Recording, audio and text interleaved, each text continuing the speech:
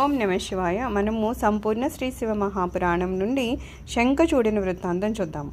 ధను కశ్యప దంపతులకి మనవడంట దంబుడు. ఈ దంబుడు ఏమో గొప్ప విష్ణు భక్తుడు కావడం వల్లంట పుష్కర క్షేత్రానికి వెళ్ళి కృష్ణ మంత్రాన్ని జపిస్తూ 1,00,000 సంవత్సరాలు తపస్సు చేశాడంట. అప్పుడు ఆ కృష్ణుడు కరుణించాడంట. దంబుడు ముందు ప్రత్యక్షమై ఏం కావాలో కోరుకో అన్నారంట. మహాబల పరాక్రమశాలి, దేవతలందరినీ జయించగలిగిన వాడు, నీకు భక్తుడు అయిన కుమారుణ్ణి ప్రసాదించమని కోరాడంట దంబుడు. సరే అని వరమిచ్చాడంట అనంతుడు. ఆ ఆయన అదృశ్యమైపోయారు. చాలా కొద్ది కాలంలోనే గోలోకంలో రాధాదేవి శపింపబడి ఉన్నారు కదా సుధాముడు అనే గోపాలుడు. ఆ దంబుడి భార్య యొక్క గర్భాన ఆయన జన్మించాడంట. శుభముహూర్తాన్న ఆయన జన్మించాక శంఖచూడు అని పేరు పెట్టారంట. ఆ కుర్రాన్ని చాలా ప్రేమగా పెంచుకోసాగారంట దంబుడు. కొన్నాళ్ళకి శంఖచూడు పెద్దవాడయ్యాడంట. జైగిషవ్యుడని వారి వద్ద ఉపదేశాన్ని పొంది బ్రహ్మ కోసం తపస్సు చేశారంట. దేవతలు ఎవరు తన్ని జయించలేనట్లుగా వరాన్ని పొందాడంట. బ్రహ్మ తనకు తానుగా అతనికి కృష్ణ కవచాన్ని ఉపదేశించాడంట. బదరికాశ్రమంలో తపాన్ని ఆచరిస్తున్న ధర్మధ్వజుడి కుమార్తె తులసిని వివాహం ఆడమని చెప్పి ఆయన అంతర్ధానమైపోయారట. ఆయన మాట ప్రకారమే శంఖచూడు బదరికాశ్రమాన్ని చేరి తులసిని గాంధర్వ వివాహం చేసుకున్నాడంట. భార్య సమేతంగా స్వగృహానికి వచ్చాడంట. ఇచ్ఛాభోగాలను అనుభవించాడంట. ఆ మీదట శుక్రాచార్యుచే ప్రేరితుడయ్యి నిర్జరులను నిర్జించాడంట. అలాగే పూర్వజన్మ స్మృతితో అలరారుతున్న శంఖచూడు శాపవసాన రాక్షసుడయ్యాడే కానీ ఏ మాత్రము దుర్మార్గుడు మాత్రం కాలేదట. జన్మరీచ చిరకాలముగా ఉన్న దాయాది వైరంతో దేవతల పట్ల మాత్రమే కాస్తంత కఠినంగా ప్రవర్తిస్తూ ఉండేవాడంట. బ్రహ్మ విష్ణువులను ముందురుంచుకొని దేవతలంతా శివుణ్ణి దర్శించారట. చూడు ఆ శంఖచూడు మాకు తలదాచుకో నీడ కూడా లేకుండా చేస్తున్నాడు అని విన్నవించారట. రుద్రుడు వాణ్ణి ఓదార్చి శంఖచూడిపై యుద్ధాన్ని ప్రకటించారట. ఇరుపక్షాలు యుద్ధము చేరారు. వీరవేషుడై వృషభాదిరూఢుడై వీరభద్ర భైరవ క్షేత్రపాదాదులను వెన్నంటి నిలువగా యుద్ధోత్సాహంతో జగన్మోహనంగా ఉన్న చంద్రచూడిని చూడగానే శంఖచూడు రథం దిగాడంట. శివుడికి సాష్టాంగదండ ప్రణామములు ఆర్చించాడంట. అనంతరము రథారూఢుడై ధనుష్టకారంతో యుద్ధం మొదలుపెట్టాడంట. ఇక శివుడు శంఖచూడు యుద్ధం మొదలు పెట్టారంట. చిన్నగా మొదలైన యుద్ధం తేరి చూడరానంత భయంకరంగా పరిణితి చెందిందంట.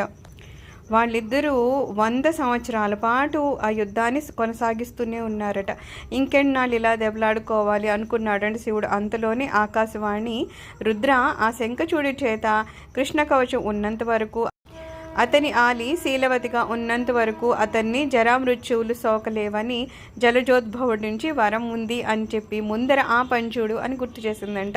వెంటనే శివుడు విష్ణువుని పిలిచి చేయాల్సింది చెప్పాడంట. వెంటనే విష్ణువు వృద్ధ విప్రుడి వేషంలో శంఖచూడిని సమీపించి కృష్ణ కవచాన్ని దానం చేయమని అడిగారంట. మహాదాత శంఖచూడు కదా నిస్సంకోచంగా నిర్మలంగా ఆ కవచాన్ని మాయా బ్రాహ్మణుడికి దారిపోశాడంట. దాన్ని హస్తాన్ని ఉంచుకొని శంఖచూడి వేషాన్ని ధరించి అతని భార్య అయిన తులసి దగ్గరికి వెళ్ళాడంట విష్ణువు.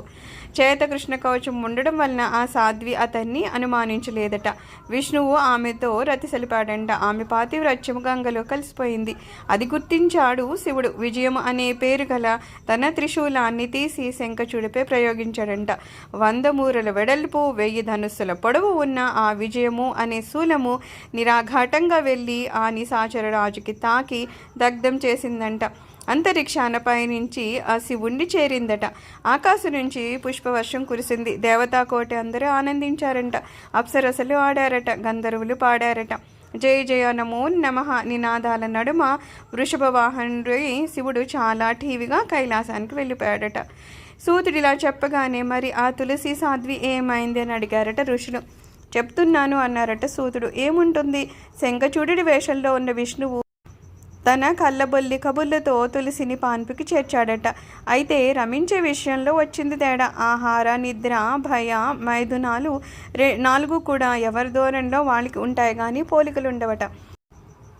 అన్నాళ్ళు శంఖచూడుతో కాపురం చేసిన ఆ తులసి అతని చేష్టల వలన తనతో కలిసి ఉన్న పురుషుడు తన మగుడు కాదని ఆమె గుర్తించిందంట. ఏం లాభము, అప్పటికే ఆమె శీలము చెడిపోయిందంట. అయినా తెగించెవరు నువ్వు అని నిలదీసిందంట. విష్ణువు తన నిజస్వరూపాన్ని చూపించాడంట. ఆమె ఆవేశపడిపోయిందంట. విష్ణు, నీ మనసు ఇంత కఠినమైపోయిందేంటి? చిచ్చి, నా భర్త నీకు అత్యంత ప్రియభక్తుడు కదా, ఆయన ఎందుకు అలా చేశావు? భక్త రక్షకుడివైన నువ్వే ఇలా ప్రవర్తించావంటే నీది గుండె కాదు బండరాయి అని ఉంటుంది అని, ఇందుకు ప్రతిఫలంగా నువ్వు రాయివైపోతావు అని శపించిందంట. ఎవరూ ఓదార్చలేనంత దుఃఖాన్ని పొందిందంట. ఏం చేయడానికి తోచని హరి తక్షణమే శివుణ్ణి తలుచుకున్నాడంట. ప్రత్యక్షమయ్యాడంట శివుడు. తులసిని ఓదార్చాడంట. మానవ శరీరాన్ని వదిలి దివ్య దేహంతో వైకుంఠం చేరుకోమని శ్రీహరితో సుఖించమన్నాడంట. విసర్జించబడ్డ నీ శరీరము గండకి అనే నదిగా పరిణమిస్తుంది అన్నాడంట. నీ శాపం వలన నారాయణుడు పాషాణమై నీ అందే పడి ఉంటాడు అంటూ తులసి, శాలిగ్రామము, శంఖము ఇత్యాదులకు తగు పూజ్యత నేర్పరిచి శివుడి కైలాసానికి వెళ్ళిపోయాడట. తులసి భౌతిక దేహాన్ని వదిలి దివ్య రూపాన్ని దాల్చిందట. శ్రీహరి ఆమెను వైకుంఠానికి తీసుకొని వెళ్ళిపోయాడు. ఆమె విడిచిన పార్థివ దేహమే గండకి స్రవంతిగా మారింది. ఆమె తను విడిచిన తావున ఆమె పేరిట తులసి అనే మొక్క మొలిచింది. ఇది తులసి చరిత్రము అని ముగించాడంట సూతుడు. సర్వం శ్రీ శివచరణారవిందార్పణమస్తు.